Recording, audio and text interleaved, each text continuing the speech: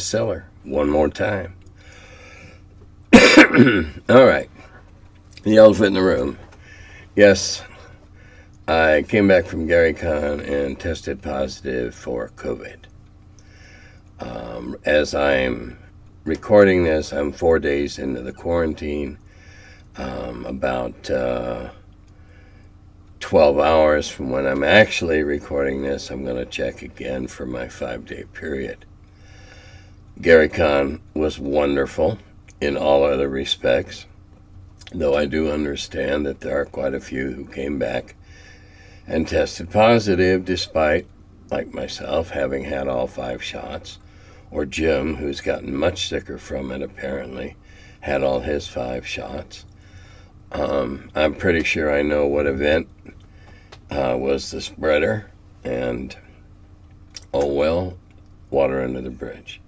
Now, other than the fact that a whole bunch of us ended up coming home sick, it was great. It was a well-run con, lots of enthusiastic people there, well-organized, and the GaryCon weather streak got crapped on big time because overnight, one night, we had 5 inches of snow. However, being Wisconsin, they know how to keep it clean and clear the roads, and so we're down here in Ohio, where I'm making this, 5 inches would have paralyzed us for 3 days. Good con, lessons to be learned. We are giving up all our precautions and our safeguards too soon. COVID hasn't gone away. I'm just as guilty as thinking, okay, don't need to do that crap anymore, and I should have worn my mask. I had one in my pocket most of the time. And when thinking about it, I had maybe 1 out of 27 players at my table start the game wearing a mask. And I don't believe that even lasted the whole game. But be that as it may, a good time was had by everybody while we were there. Some of us got sick afterwards, and some of us still are, for which I'm upset. My wife tested positive, and now she's also in quarantine 2 days after I did. So, yeah, we're going to have about a week of quarantine here. Jesus, if you're going to another con, take a mask.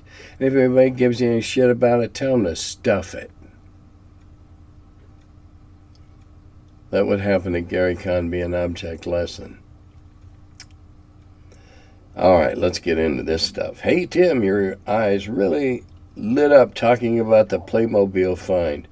You gave a genuine response and make it sound like a fun time. Oh, hell yes. Oh, come on. Tell me if you weren't up digging in your grandpa's attic or your parents' attic or something and didn't find one of the... I know that I would, if I would be digging in an attic and all my olders are dead, but and found an old King Arthur, Prince Valiant tin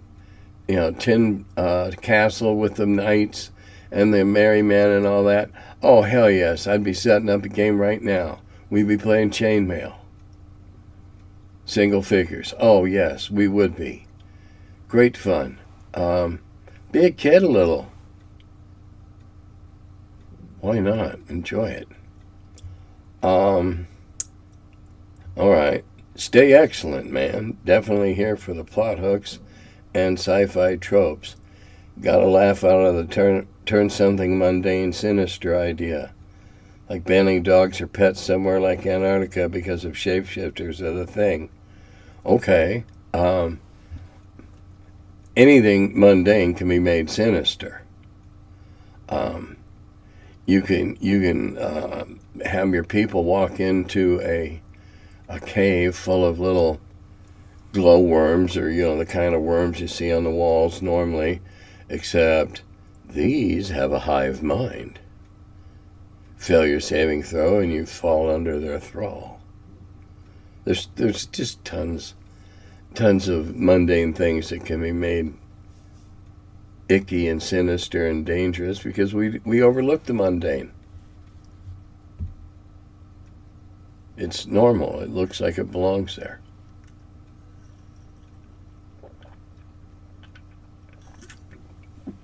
Pardon me.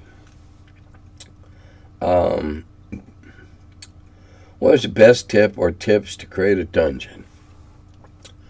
Well, if you've never done it before, I'm going to assume you've never done it before. And you can just jump in wherever your expertise level comes along this process. Start with a plausible single level of a castle or some large building's basement. And if that goes okay, well, do another one underneath that, not as big, because that's not the way you tunnel into rock. And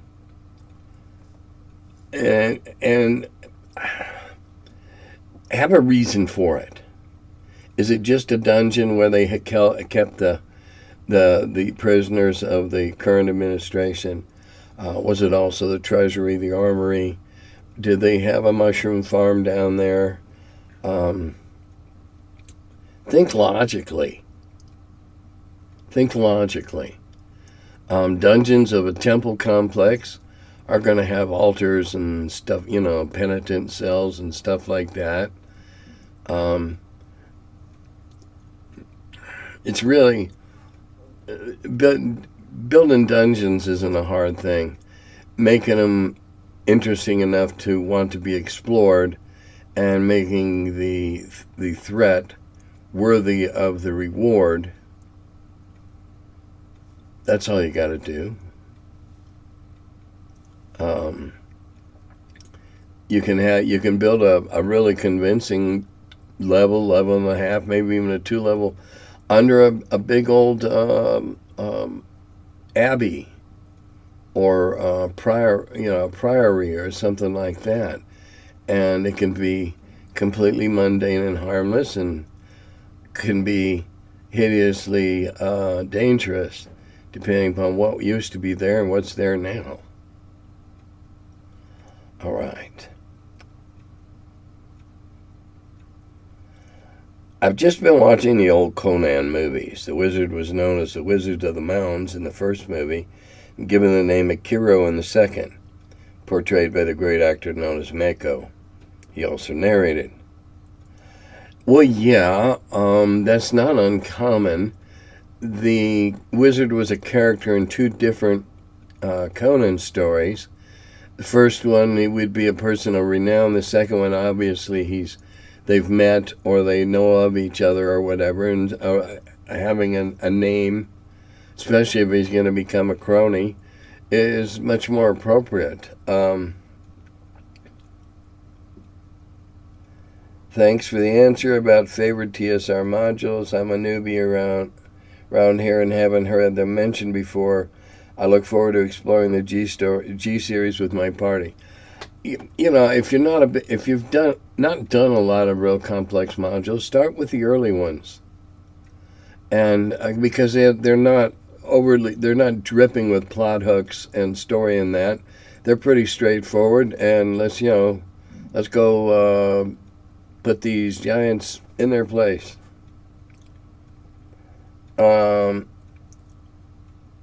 I'm running 5e Lost Mind of Phandelver. Now, even though that adventure is good enough to run for my first time of running a module, I don't like going by the book on every single thing.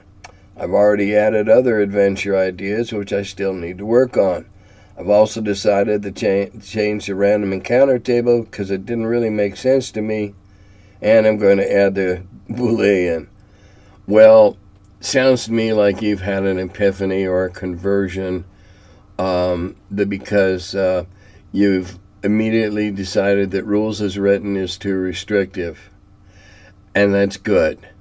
I don't believe it makes any difference Though I do understand anecdotally that tinkering around in 5e is more difficult because of all the other intricate interlocking skills and abilities and all those kind of things. But you now know what we felt like very back in the day, and like, well, I think I'll run mine this way. And that doesn't make sense. I'm going to change it. And that's what you should do. You should change it. It should make sense. If it doesn't make sense to you, you can't sell it to your players. If it doesn't make sense, if it doesn't have an internal logic that holds the whole idea together, you can't sell it to your players. They're not going to play well in it, and that's your fault more than theirs, and it's more likely to get fractured and broken and the story arc destroyed.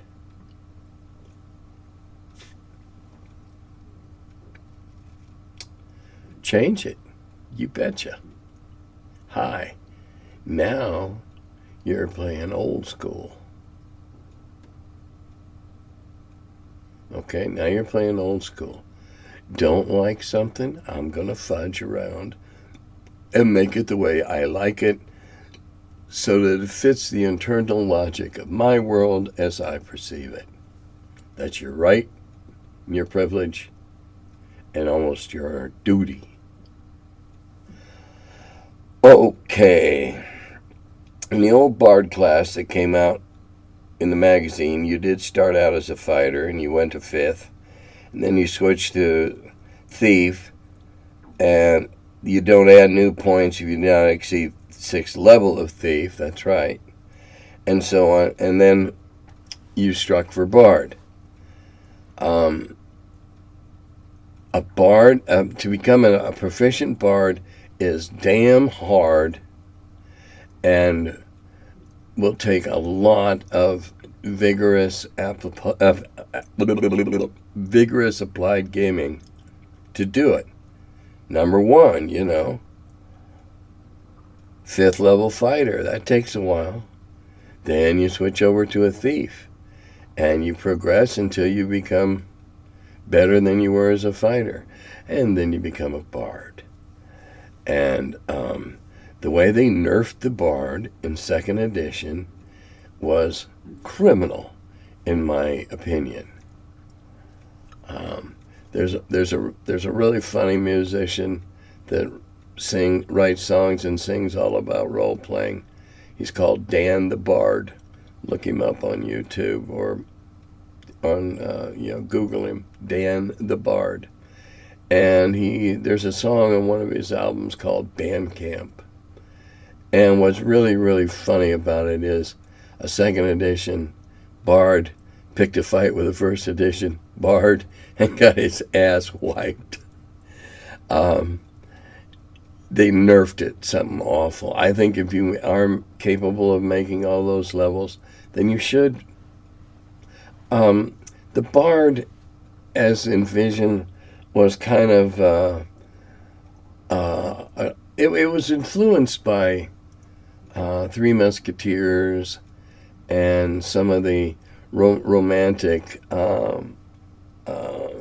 great epics of French origin, and about the romantic bards that were able to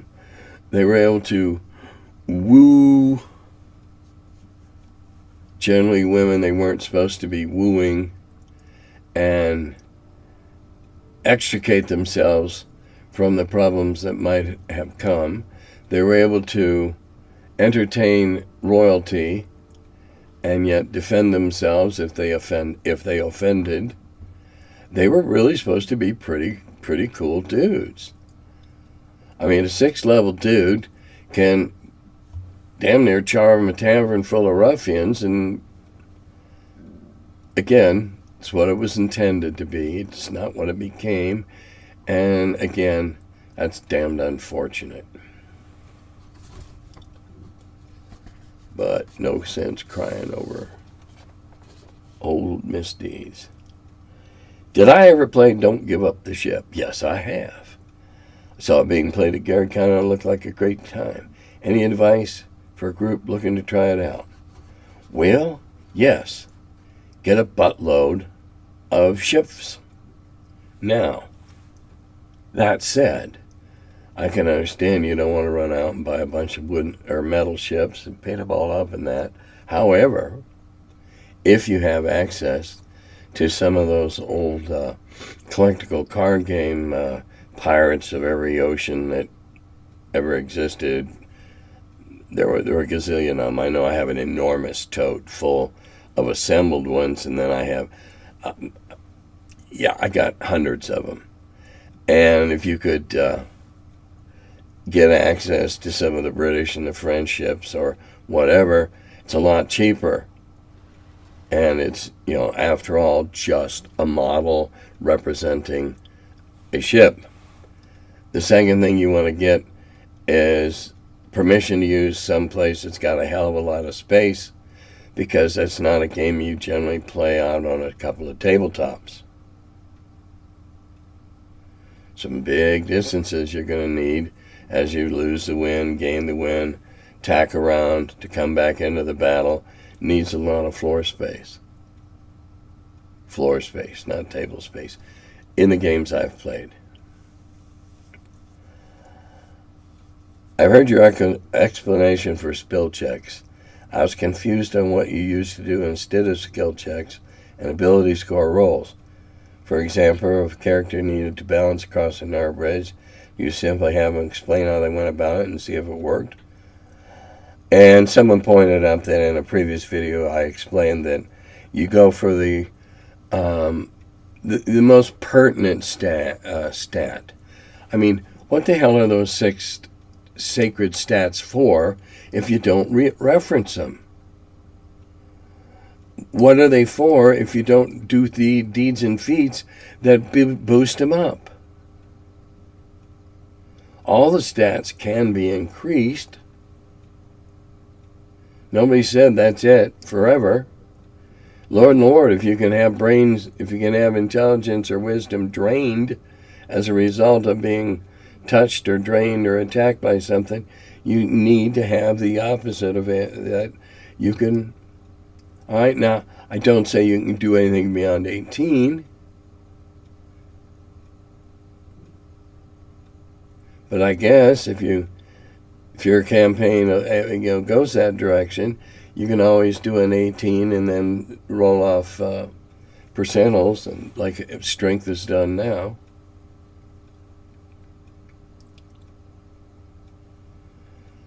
It's just whatever seemed like the right one. So,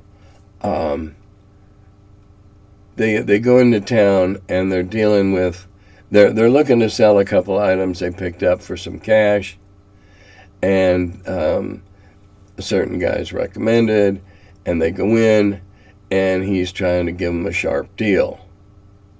Sharp as in his favor. So how do you discern whether or not they do it? You could make an argument either way for intelligence or wisdom, though I would lean toward wisdom, because I would believe that skill ability set would be more likely to pick up on somebody that wasn't exactly honest with you. The wisdom skill would be the one that you'd pick up tells on the merchant's face. You might argue intelligence also, but either one. In that case, you could make an argument for either one. Now, when I'm running in mid-game and something's coming up, and I'm asking for a roll against a stat, I might add 4, I might subtract 4, making it harder for them to avoid what's coming, or easier to avoid what might be coming. But again, if you don't use those stats, what the hell do we even have them for? My opinion, your mileage may vary. On the subject of trolls, where did they gain their regenerative ability? Do they have to live under bridges? Well, the second part of the tongue-in-cheek question answers the first part of the question. They get their regenerative power because myth and mythology and tales say that's what they can do. All this stuff we do, all the basic stuff, monsters and that, are all plucked out of mythology and boogeyman tales and scary fairy tales. Trolls do that because that's the accepted mythology of something trolls can do. It's also, some mythology says they can't function in daylight. Certainly Tolkien made use of that. Did he invent that thing? No. He didn't invent the premise that trolls will turn to stone if they get caught in the light. But he certainly made use of it. Do they have to only live under bridges? No. But if the trolls in your world can't stomach sunlight, direct light, well, under a bridge it'd be a really good place for them to hang out. And it'd also be a ready source of food, maybe, perhaps. Most of what we get, except for stuff that's absolutely invented from whole cloth, the beholder, the belay, most of the other stuff that has some, at least vague, relation to existing myth or mythology, has that because that's the way it is, because when they first started talking about trolls, whenever, that's what trolls did. Now, when you make up something entirely from scratch, like I did with the boule, well then, they do that because I said so. Because that's what they do. That's their behavior. How it was determined? Because I determined it. And I don't really mean to be flippant, but I hope you can see where I'm driving at there. Okay. Good day, Tim. Kia ora is not only Maori for greeting, but it also translates to a wish for good luck and health. Thank you. Used in New Zealand. In regards to my last comment, I must offer apology. I didn't mean to come across so judgmental and realize it did. Not my intent. I also took loads of pictures there. Oh, it's the man who went and saw Hobbiton. You could have punched me in the head every 20 minutes. It wouldn't have dulled my enjoyment of going to Hobbiton. I think your analysis of 5 rerolls, killing buy-in, is interesting, and having listened to your comments for a while now, I've definitely adjusted my DMing practices to reward players for explaining and going more in depth by skipping rolls.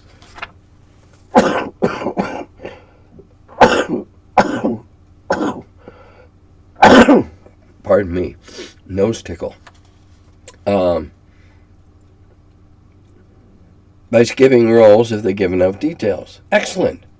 Players seem to buy in more when they say they avoid the binary yes, no of a roll by putting in some work. One thing I did use using your advice was snap a picture of the map of the Green Dragon whilst there that I can now use in my games. Cool. And yes, you've put your finger on it. It's an investment. It's a buy-in. And again, what I do at conventions particularly is I pay attention to who's saying anything and who isn't, who's trying to dominate the group, who isn't, and who's got some good ideas, but it's just being talked over. You want to draw those good idea people into the present, the now of the game. So I will often go, oh, what was that? You want to, and I will point at that person, draw them out, It's a good idea. They do it, everything. That person's more confident. The rest of the group is more likely to listen to them because they believe now that they're more competent, and everybody has some more fun.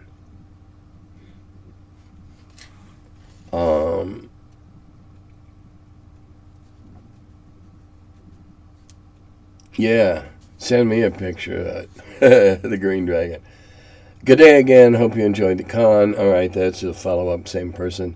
I went and saw the D&D movie, and wow, it was a great movie. Had some real Guardians of the Galaxy 1 energy. The kind of fun fantasy action film that we've all been sadly missing. Best of all, the characters didn't spout Wikipedia cut and paste exposition to explain things. Everyone can enjoy it, if you're a D&D player or not. It's a real credit to the writers.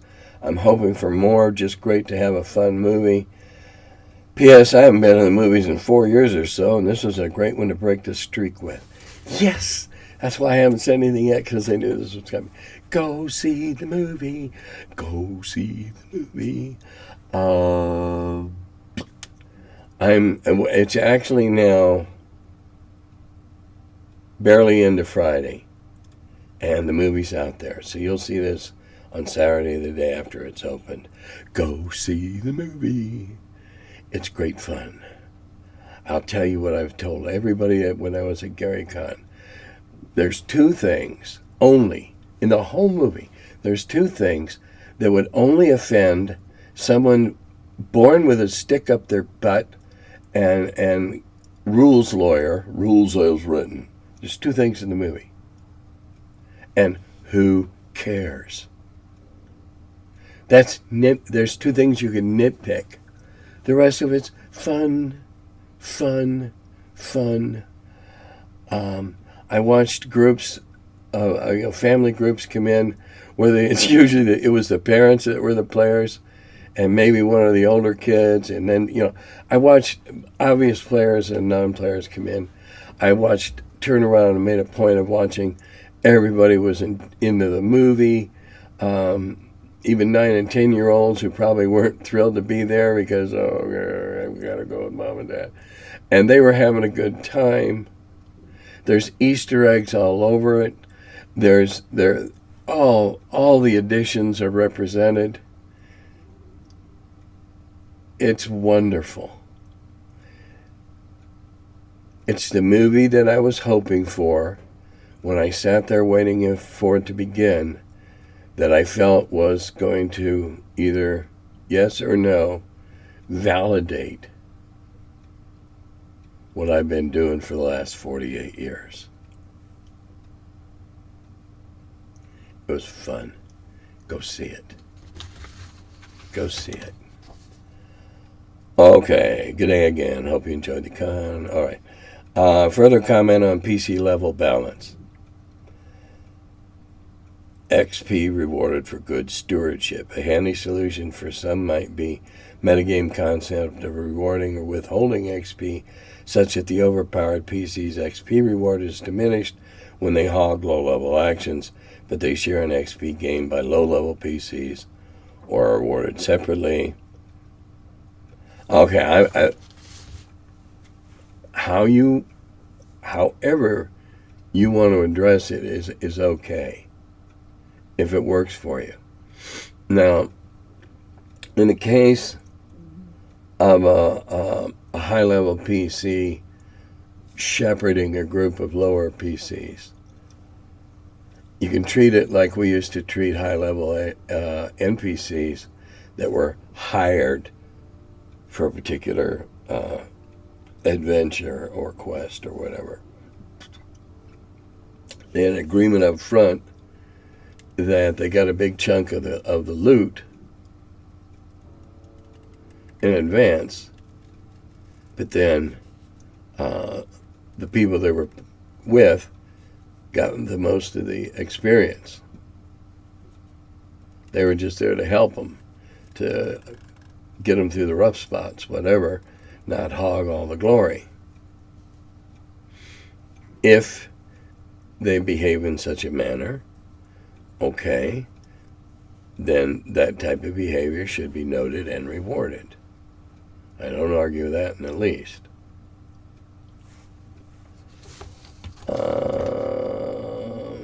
Okay. Why did they have different damage for different sized creatures, and why did the weapons do more versus a large creature than a small? Okay. Now is when you can look at what damage does in the one of two ways. When we're dealing with us as PCs, it's the ability to avoid the fatal blow. If you are running, and I'm sure a spear is something that comes to mind on this disparate damage. If you're trying to stab or poke holes in a 5-foot tall humanoid and you hit them, you're going to do an amount of damage proportionate to the weapon and the target. Now you take that same spear and you take it on something large, something, say, the size of a horse, a bad horse, naughty horse, okay? Horse lovers, don't get on me. We'll call it a devil horse. If you poke it with that same spear, you're going to hurt it a whole lot more because, number one, there's a whole lot more to poke. Number two, it'll go in deeper. Twist it, okay? If it didn't do more against large, we'll say that a weapon does D6 worth of damage. The spear does D6 against normal size. And now you've run up against something that's 5 times normal size. A troll. We were talking about those before. A troll. Well, do you want to keep poking away D6, D6, D6? Or would you rather have the spear do a D8 or a D10 versus a large monster? It was an equity balancing type thing. It balanced many disparities in combat.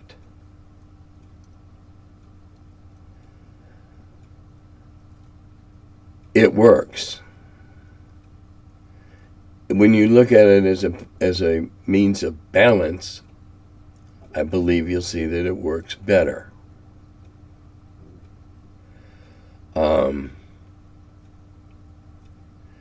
For instance, you're fighting a rabid weasel that has 6 hit points.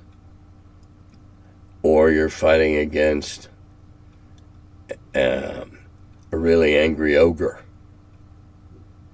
Your spear against the weasel, if you max out, will kill it outright. Your spear against the ogre, no way in God's green earth are you going to kill it outright.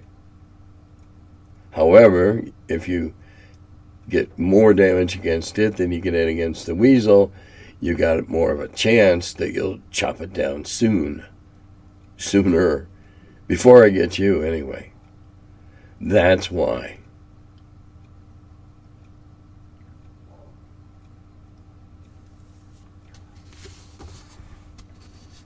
It was a design decision that Gary and Dave made a long time ago.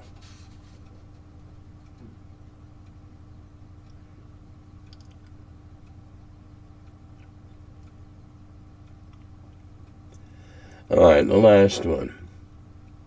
If a DM is dealing with a Monty Holler who wants to use his 30th level Paladin Dragonborn they rolled up last week, that's one thing if you want to knock their power gaming block off with an instant level drain.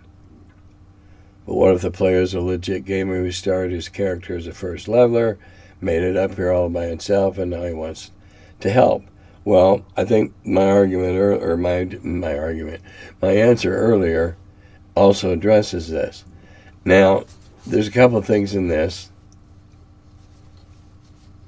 Number one, call me a skeptic. I don't see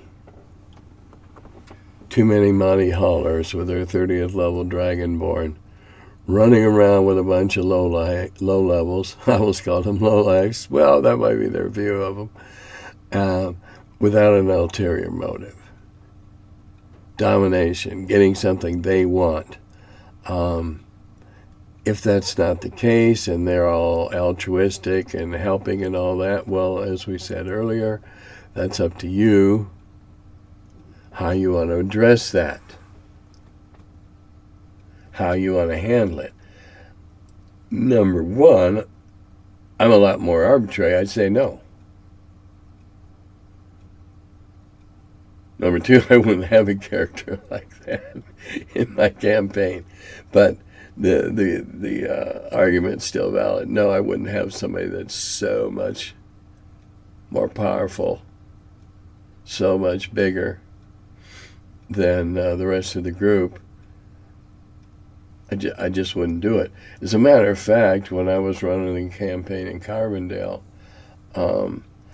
that's when I started taking to using average dice so that I didn't have as great a discrepancy when players had to roll up new characters because their last one died.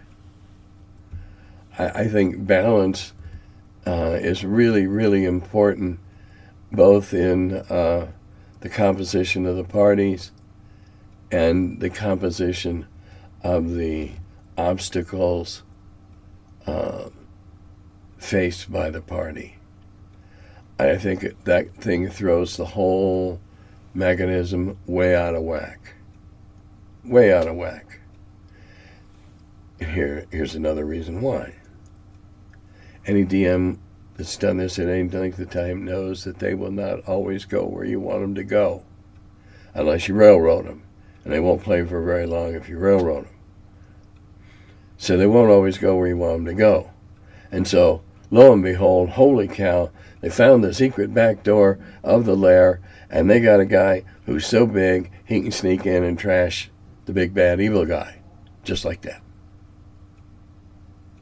Well, that kind of threw the balance all to hell and gone, didn't it? And that's why I wouldn't let it do. There has to be a balance.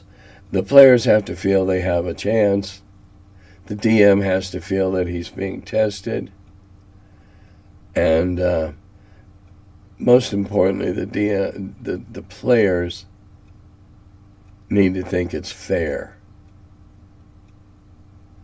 And I can't see a lot of fairness dripping around the room if the big high-level dude comes in and has a capability that nobody else does and just dispatches big monsters willy-nilly.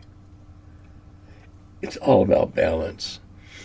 It's not fun if it isn't balanced for everybody. You got to have a chance to die. You got to have a chance to succeed. You might have to cooperate to succeed. Well, that's even better. You might have to pool ideas to succeed. Again, a win for everybody. You up the fun level. You've upped your involvement level as a DM. Stand on your toes. And I'll close with one anecdote. In my Wheel of Blame game, the format is such that I've never had a TPK. I've had a handful of games where not everyone came back, but never more than one or two at a time. In fact, never more than one until more recently when I had two not come back, and it was the TPK, both of which were the result of things that people had introduced into the wheel. For those of you who don't know, everybody gets a pre-gen. They're all considered to have all the normal standard stuff. I don't get into that detail. Only funny stuff like herbs and spices in a 12-inch iron skillet. Those have to be accounted for before the game begins. Pardon me just a minute.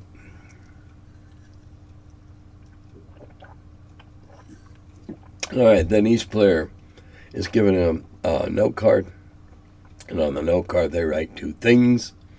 And from each note card, I construct, am inspired to, whatever, each encounter. 6 players, 6 encounters. Well, over the times I've run it, I've added things about you can't put this, you can't put that, no red dragons, no 10-foot poles, no magic items, no other humans or humanoids, and now I've had to add no thermonuclear devices. Somebody put one in. So what did I do? I locked it in an iron shed, put 5 locks on it, the keyhole, and 4 other, with hasps. And they don't know what's in it or anything. They see all the locks, and they think, well, okay, let's shoot an arrow into the keyhole, which was large enough for like a bodkin or what we call a target arrow to penetrate, and rolled a phenomenally high number, and so they penetrated it. And then I turned around and I rolled an even higher number for starting the mechanism. And so I gave it about 10 ticks, and then I just gathered everybody and said, okay, you're all dead. And of course that was quite a bit of consternation around the table. But then when we were all done and went through the normal rehash, well, they understood why it happened. And I understood why I have to make that exception to the long list of other exceptions. No thermonuclear devices. Okay, I'm getting over it. I'm hoping that by the time you read this or hear this, I'm hoping that I will have tested negative, and no cons coming up right away. Nothing going on like that. I did have a disappointment at GaryCon. I have been telling everybody how D20 Delving was coming out, the game that I was involved with, doing the recordings and that. And it didn't, because the gentleman who did it ended up with a health emergency issue type thing. And so they didn't make it. And the other one that I was supposed to see published finally after all these years by World of Game Design didn't come out either, and I still don't know why that didn't happen. So, hey, maybe sometime this summer that one will come out. I know D20 Delving is gonna, as soon as it's available to mail order, I'll let you know. And on that note, until the next time, Dodata Gobi.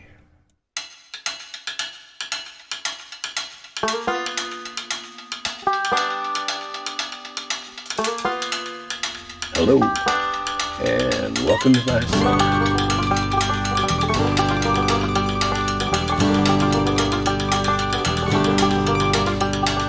He's the curmudgeon who wrote about the dungeons. Now he's the feller, live from the cellar. Talks about D&D and old school RPGs. Still quite a feller, the curmudgeon in the cellar. Last man around when them rates went down. Called it Gary in that Lake Geneva town. Hey Gary, it's an awful mess. Let me edit, we'll have success. D&D and Dragon Magazine.